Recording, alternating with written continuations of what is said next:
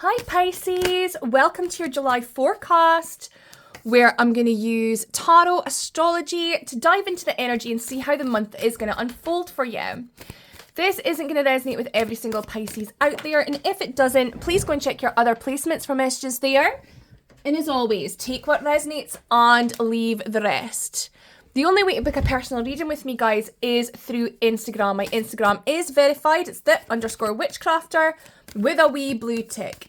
Please disregard anyone in your inbox pretending to be me because I can promise you they are full of nonsense. Now, Pisces, you have got some interesting things going on in your chart. Saturn, literally, I put the deck down and here he is.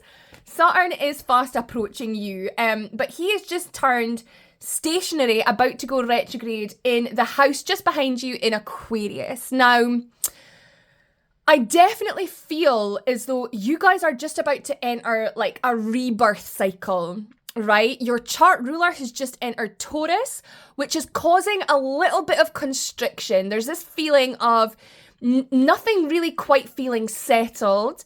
And now with Saturn about to go retrograde in the house behind you, there's definitely a feeling of, you know, having to return to something that you thought was once put to bed for once and for all and revisit it and squeeze the very last of the spiritual lessons out of the situation that you can. Now, with transits, Mercury in the reverse in Capricorn, to me, this is to do with your throat chakra. And it's almost like you not being able to move forward with whatever it is that you want to move forward with within your own rebirth without putting voice to some experiences from your past, okay? And with Capricorn here, it might feel like a bit of a insurmountable challenge to put a voice to these, but truly, when you place validity and worth on your own wisdom of past experiences, you'll find that you're unlocking and healing layers of yourself that have maybe been ignored for quite some time. But let's see what the tarot is saying about July. Let's see what the tarot is saying about July. Ooh. Let's see. It's also worth noting that Rahu, the north node of the moon, and Neptune are currently in your sign. And this is very auspicious because it means like your daydreams, your manifestation ability is second to none at the moment, but we need to be making sure that our feet are firmly on the ground.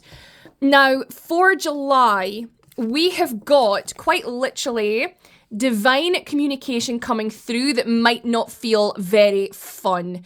And this is reflected in the astrology, so it's nice when this happens. This is, you know, information coming through to you that will feel confusing, that will feel a little bit miserable to look at.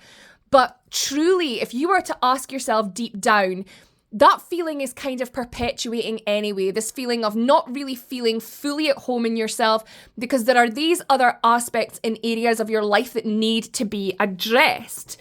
But doing so in an intellectual manner, using our minds over our hearts, not letting emotion rule us too much, not being defensive against these situations that are being brought up to you, and, you know, not allowing yourself to slip into negative nostalgia is really going to help you in the month of July. For some of you, it could be someone coming back into your life. It could be repeating themes. It could be, you know, the desire to kind of self-sabotage during this time. But you will be triumphant. There's nothing surer. And, you know, the biggest spiritual lessons in life, you know, they very rarely come from us having fun. It's all about going through some sort of turmoil and then allowing our internal worlds to, you know, process what happened in the external world. But let's see an outcome for July for Pisces. Let's see an outcome for July for Pisces. Healing, healing, healing, healing, healing. That's all I'm hearing in my head. You know, like in Shrek, when they're speaking about the donkey, the donkey speaking about healing in layers, like peeling away the onion. That is what you're being called to do during this time. Because look, here's you. Here's the World card. Not being quite finished with something. Needing to put an end to something, but not being able to pull the disparate parts of yourself together in order to do so.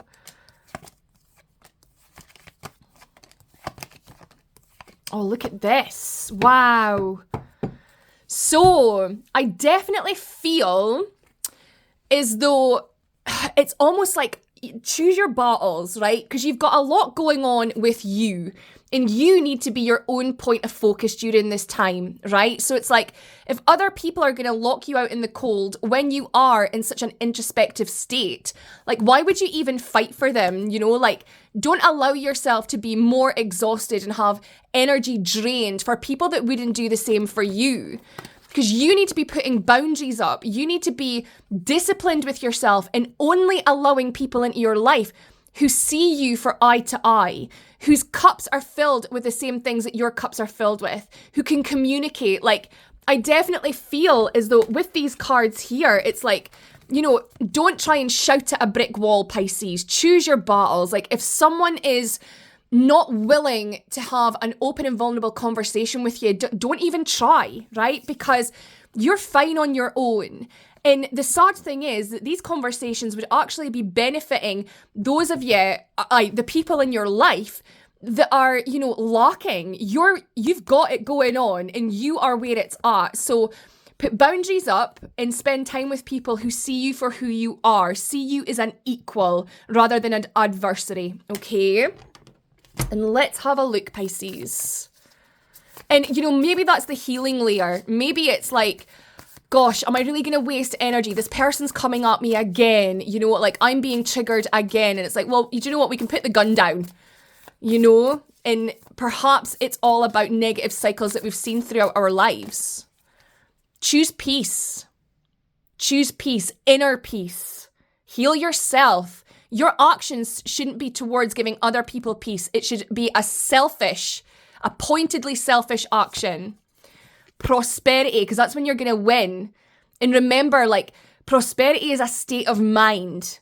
We manifest our, you know, reality through our thoughts.